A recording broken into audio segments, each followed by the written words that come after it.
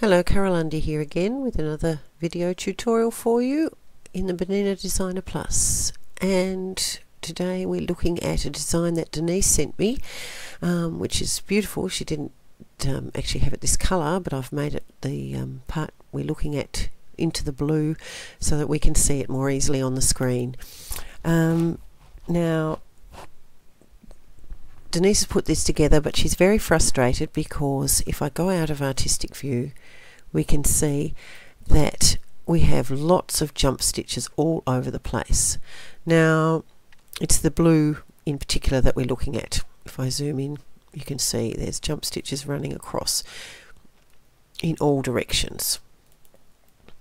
And the reason this is happening is because these elements have been mirror merged, and they are actually lettering objects. I'm not sure which font she used, or and whether she's transformed it by skewing it or whatever, but she has made a beautiful shape. But because it's a lettering object, she hasn't been able to work out how to move these jump stitches or eliminate them, and it is a little bit tricky, but it's worth persevering to make it easier for you as you stitch out. Okay, so I'm going to show you how to do that today. So let's get ourselves a new window. There we go, and let's get rid of the hoop for the moment. So we'll just click on show hoop and get rid of that. Now I'm going to go make that a little bit smaller so that I can see that my pillow one is down here when I open the new one.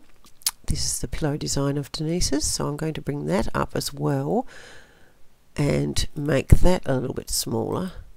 So I've got both of them here, and I'm going to go tile windows vertically.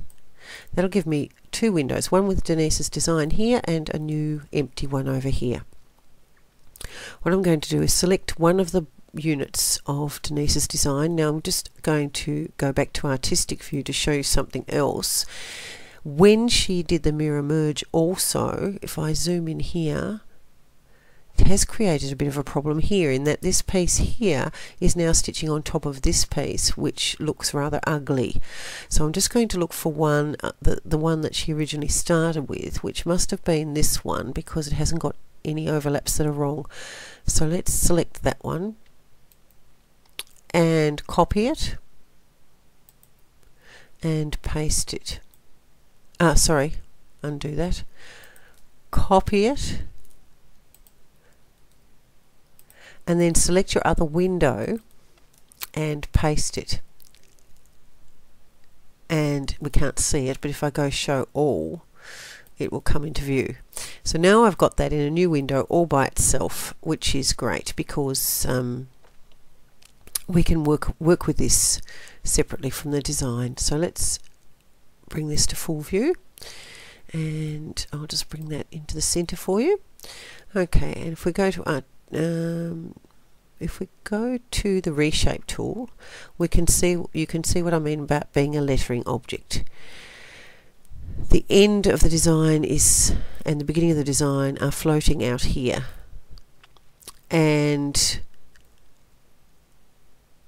you've got a little cross and circle here for the beginning of the design and the last stitch of the design, and that's because in the arrange start and end we've got start at in the center of the design and end at the center of the design. So we're going to leave that just for the moment and go OK.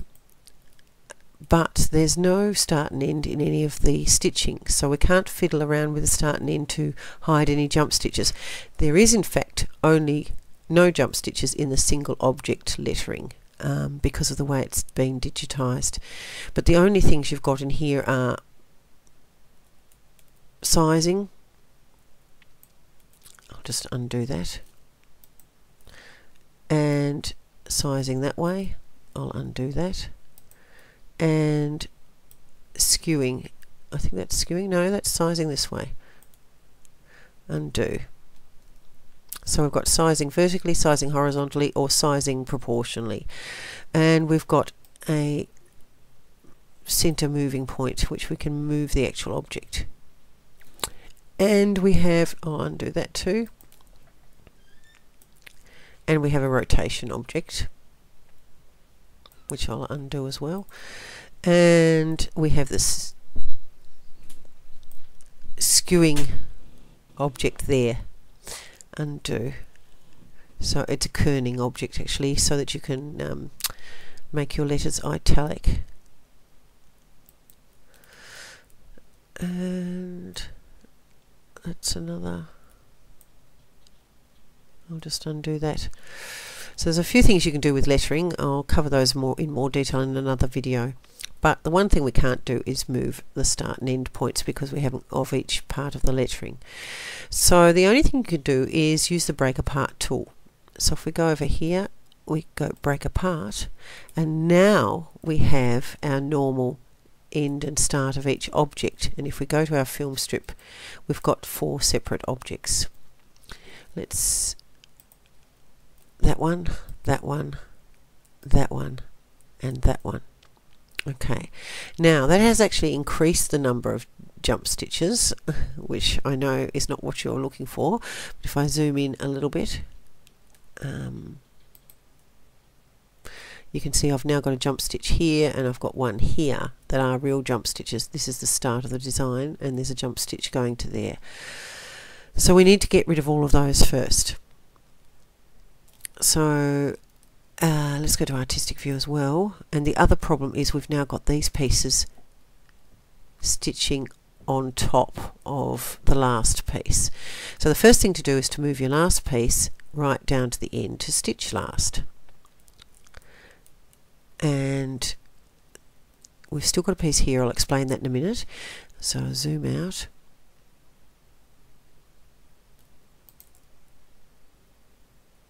But these pieces are now underneath, which is good. The reason this piece overlaps over the top is if we go out of artistic view and into our selected and go into our reshape tool, we can see that that actual object is finishing at that point, and we don't want that. So let's move the finish to the other end. Show all, make it easy. Drag our finish to the point up here. Enter. Now if I go to artistic view and get out of the reshape tool, so there's nothing blocking the view, we can see that's tucked neatly underneath. So that's already made it better in some respects. Let's go back out of artistic view, and we can see here this piece has got the jump stitch here. Let's select that one and see where that one starts and ends. And it starts here, but it ends over here, and that's why it has to jump here. If it ended over here, the next piece to stitch after this piece is this piece here, and hopefully that starts there. Yes, because the jump stitch runs to there.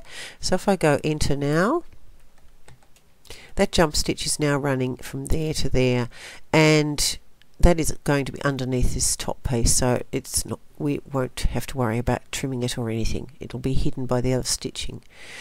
And the only other one we need to get rid of now is this one here, and it's the same procedure. Select the object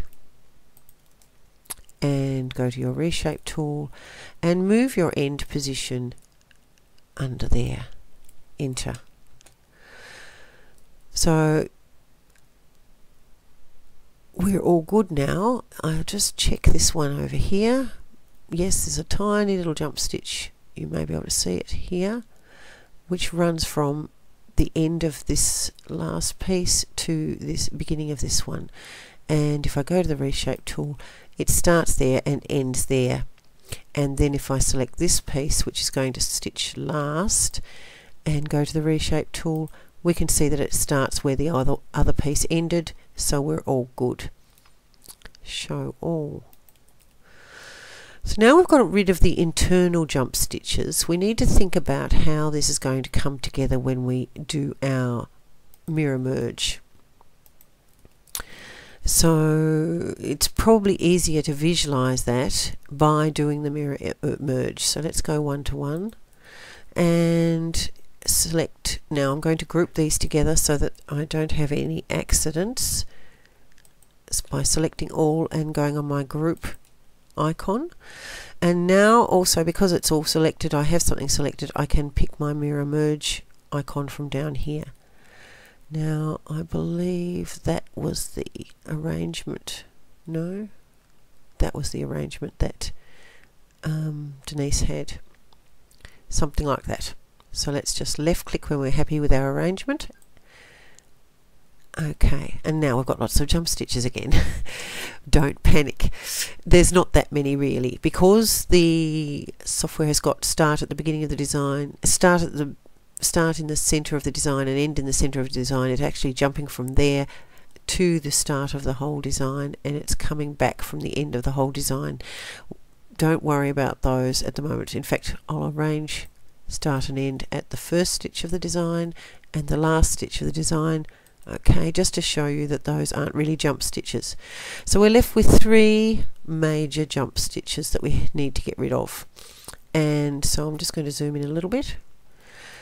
And so the design is starting here, and it stitches around and finishes this one here, and then it jumps to the start of the next one over here. So it would be nice, because it will get stitched over by this piece and be difficult to trim, etc. It would be nice if it could just jump between this gap here so that they can be easily trimmed. So what we can do is put in an extra object of running stitch, so that right at the point where this one ends and this before this one starts, so that it will stitch to that object and stitch down to the start point over here. So let's do that. We're going to deselect, and we're going to select our open object tool and make sure we're on single, and I'm going to leave it as a dark color so you can see what I'm doing. And I'm going to just left click, and I'm going to zoom in so I can see what I'm doing.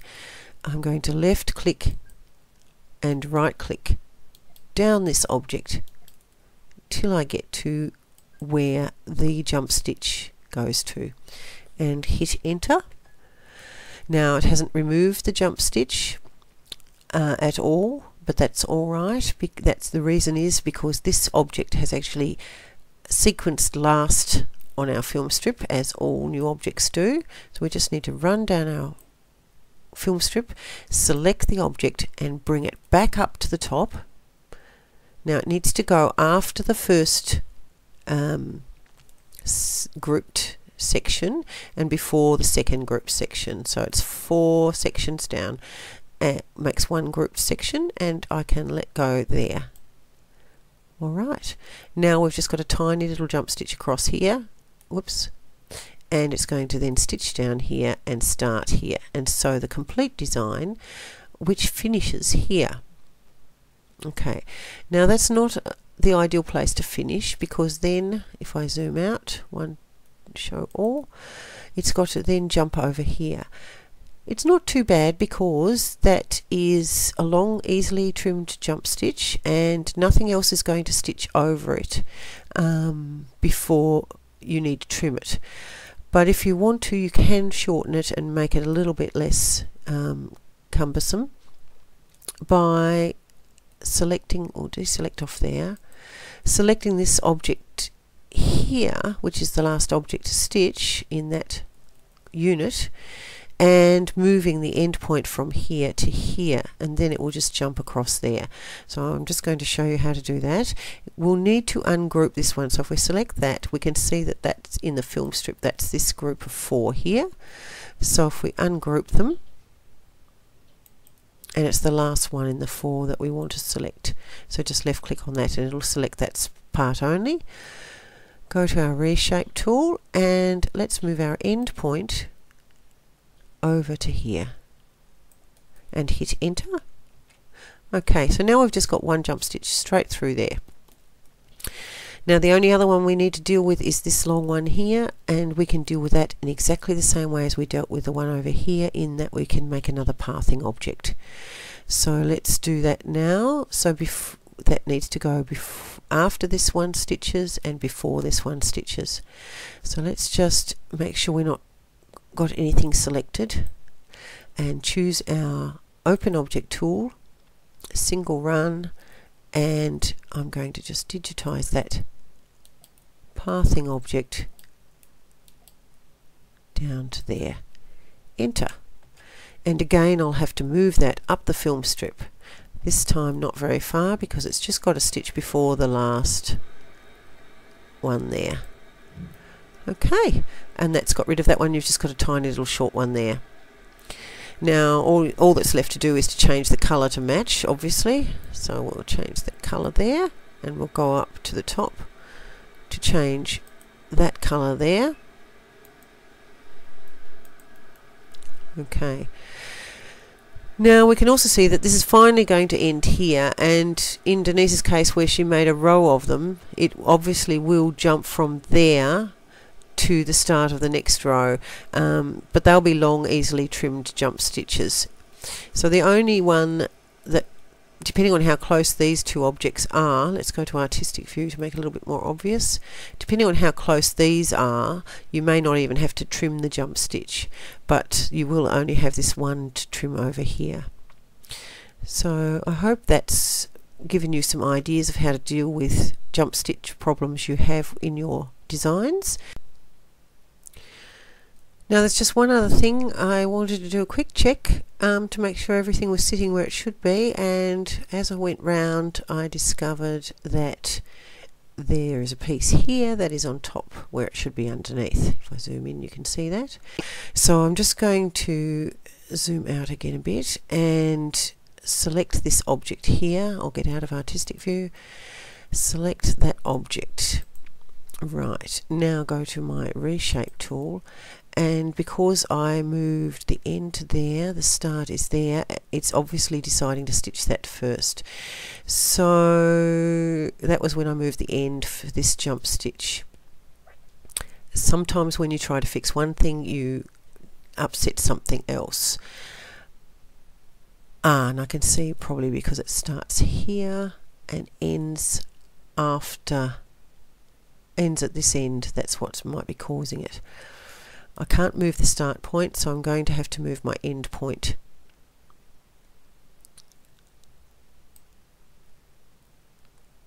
And let's move it. Sorry, I'm just thinking on the spot here. Let's try moving it to there. Enter and go artistic view. It'll be easier if I'm in artistic view while I do it. Just go to reselect. That got it a bit better, but not completely. Okay, back to the reshape tool. We're going to have to put up with a jump stitch that runs from over here in order for that to stitch after that piece is stitched. There's not anything we can do about that. If I go back to out of there and back to the out of artistic view, it's alright if I show all. It's alright because this piece has already stitched when this jump stitch occurs, so it's still going to be easy to trim. I would have liked it over there, but it just ruins the design. So as you can see, sometimes you do have to do a little bit of trial and error and playing. I'm now happy with that artistic view. It all looks good, so I can then save that as a unit and then copy and paste it and align it to create the design that Denise had done. Let's just minimize that one and bring Denise's up to full view. Okay, so she's obviously put a row of them next to each other. I think it looks great, Denise.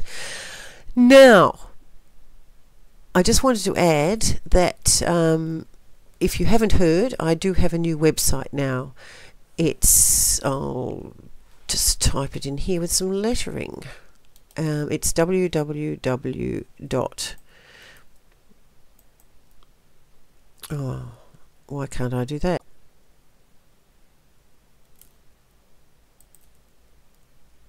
because this one was selected. That's why in some way I need to deselect that. Right, don't know what happened there, but anyway, I think because I touched the lettering while it was selected. Let's go to lettering. So it looked like it was a letter N, Denise. I should have checked that. It's an N on its side, people, for those of you who are wondering, so we can actually find out what the font is. Never thought of that. Let's select it, go to the object properties. It's in the I can't read that. I can't zoom in, but it's a true type font. She's used the letter N. It is a beautiful object, isn't it? So it just goes to show how creative you can be with things that are readily available on your computer, even if you can't draw. Okay, let's get out of that and deselect that, and let's just type my new website in now. So right click on there. It is www. Now it's a really long name, sorry about this. Machine embroidery and digitizing. Whoops. .com. So once you have, if you go to my site, bookmark it so you don't ever have to type that in again, but it's just for search engine reasons I called it that. And so embroidery and digitizing, I'm just double checking it myself, that's okay, and I'll put it here. And I'm not going to fit that in. I'm going to have to zoom out and change the colour of it so you can see it. Okay, so www.machineembroideryanddigitizing, all one word.com. The new site's a lot better than the old site, and my videos from now on will be embedded in blog posts basically, which means I can talk a little bit more about what I've been doing and then put related information as well about the video. So it's worth visiting to see more than just the videos that you see on YouTube. Thank you very much. Please subscribe if you'd like to see all my videos, and comment and rate if you feel so inclined. Thank you. Bye.